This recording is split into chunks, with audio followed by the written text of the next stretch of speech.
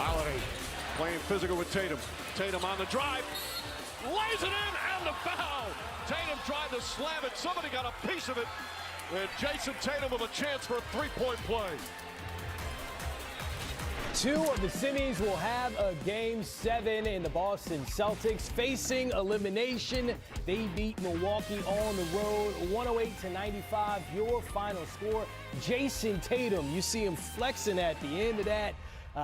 46 points in the win. Welcome to Playoff Central Live, presented by State Farm. Chris Miles here with the All-Star Smitty. And that's the first thing you notice at the end of the game. Yeah, Tatum had 46. Yeah, he had 7 threes. But it's how he looked doing it, Smitty, you noticed. What I love is just the maturity of his game right now. Didn't have a great game throughout the series, the last game. But this one is an elimination game. Elimination games tell me a lot about players, how they approach it. He approached this one the right way. It was attack, attack, attack. We know he can knock down threes, but I think he settles a little bit too much with threes because he's that good, and he's got physically stronger where he can do this. Take the bump and get into the lane. I just love his mentality. Him and Jaylen Brown, both those guys came out and played tremendous. And Giannis, look at his numbers. And that 14 for 15 is remarkable. He only missed one free throw. 2 for 3 from three-pointer. They only got to the line as a team, I think only 18 times. They were 16 for 18. So Boston did a great job of limiting basically everybody else on the team. Smitty, you touched on a number of things very important in this game. So let's go to the first part. Those numbers you see from Giannis, 44 points, 20 rebounds, 6 assists. Yeah, the last time we saw a player with 40 and 20 in a playoff game, 2001. His name was Shaquille O'Neal. We've been right here in this area where Shaq looks at Giannis and like, oh, that's the guy. To see that stat for Giannis to only be compared to Shaq in the playoffs in the last 20 years, what does that tell us about where he is as a player? Well, it tells us a lot, Chris. It tells us that, before it's said and done, this guy has a chance to rewrite a lot of the record books. And then obviously you love to have winning to go with it. And there's one thing about him, he's given that effort. The way he is approaching the game, and you can't tell me he's not working. Here's a guy they said, don't shoot threes. You just said he went 2 for 3. And he made his first two. The one he missed was late in the game. And late in the game. And then the free throw line, obviously 3 years ago he was atrocious. I mean, he has conquered getting to the free throw line and not just shooting 70%. He went 14 for 15. Those are Steph Curry-like numbers.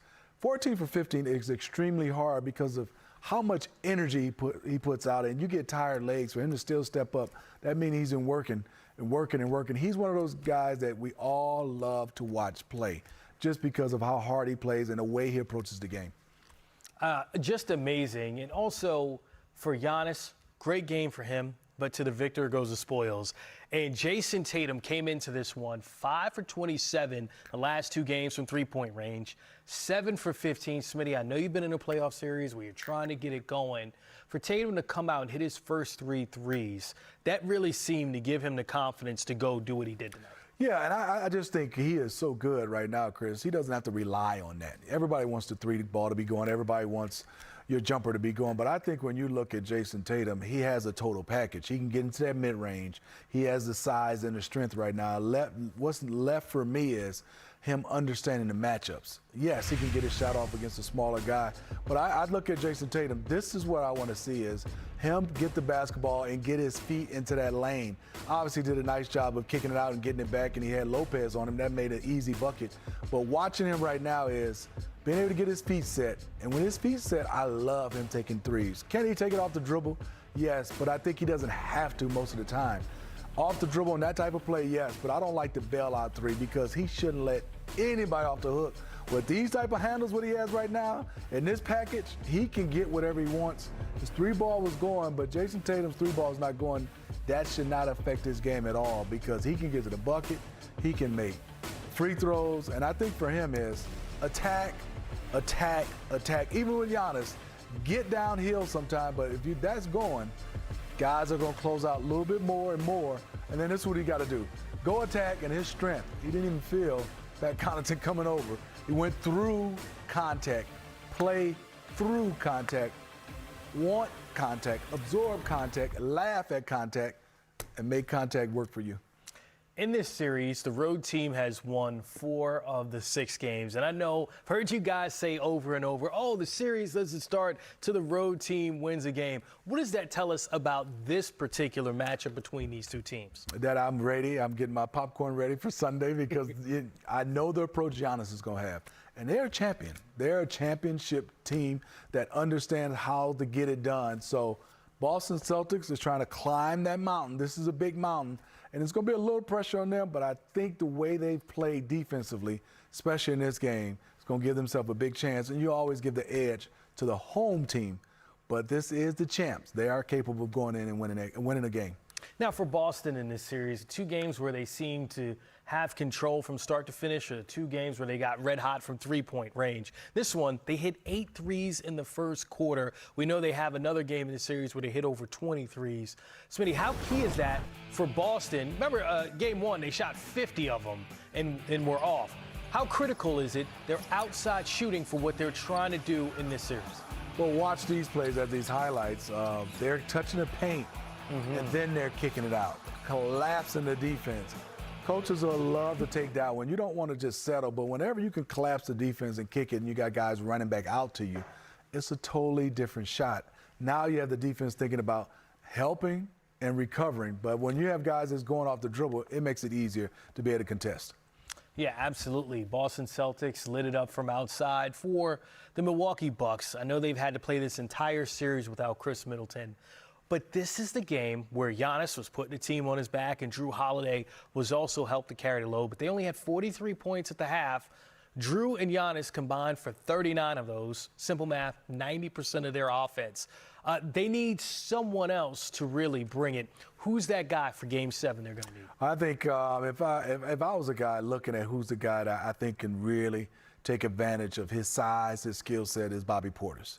I think that's the one guy, and yes, you want Grayson Allen and those guys to knock down threes and Pat Connaughton, but I'm looking at Bobby Portis to have in one of those games because he can go get it off the glass because of his size and strength.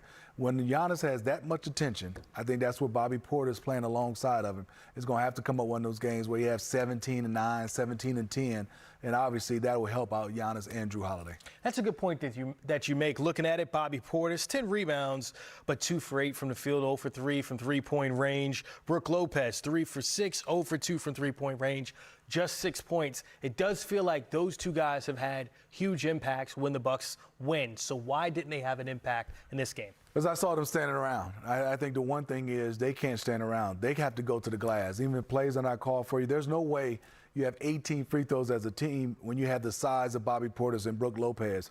You have to punish people, get on the glass, get some offensive rebounds, and then get yourself at least to the free throw line.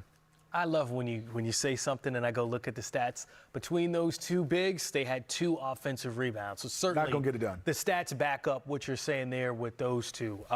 For the Milwaukee Bucks, you know, Mike Budenholzer has been a master of closeout games in Milwaukee. Perfect 8-0 coming into this one. What did Ime Udoka do to adjust for the Boston Celtics to be ready for the Milwaukee Bucks? What I love defensively, they were closing out and running guys off the three-point line. But I think also for them is they attention to detail in this entire game. And then I think also for them it was an elimination game. It was just textbook things like boxing out. And we talked about only giving up 2 offensive rebounds to those guys. They were team rebounding. I mean, Marcus Smart and their smalls, I thought Derek White had a phenomenal game for them. Stat sheet won't show everything he did, but I thought he came in, and him and Marcus Smart, they played bigger when they obviously got switched on bigger guys, and they made sure they weren't getting the rebounds, but neither the bigs for the Milwaukee Bucks was getting the rebound. Yeah, absolutely. The Bucks, when they win big, they win by getting a lot of production from their bigs inside. That was not the case. So for the Bucks, another Game 7 on Sunday. We already got the Mavs and the Suns. Now we have the Bucks and the Celtics. This second round feels like it's special this year, Smith. It is. I mean, well, I'm so excited. Like you said, some teams that are really going after it. You look at Phoenix and Dallas. You know, before the series, I thought Phoenix would definitely win that one 4-2 or maybe even 4-1. But give Jason Kidd, Luka Doncic, and that entire team, they are playing. And they have taken this to a Game 7 where then you start thinking about, yes, it's in Phoenix, but who has the best player on the floor in that series? And so far, Luka Doncic is saying, hey, I'm the candidate of being the best player on the floor.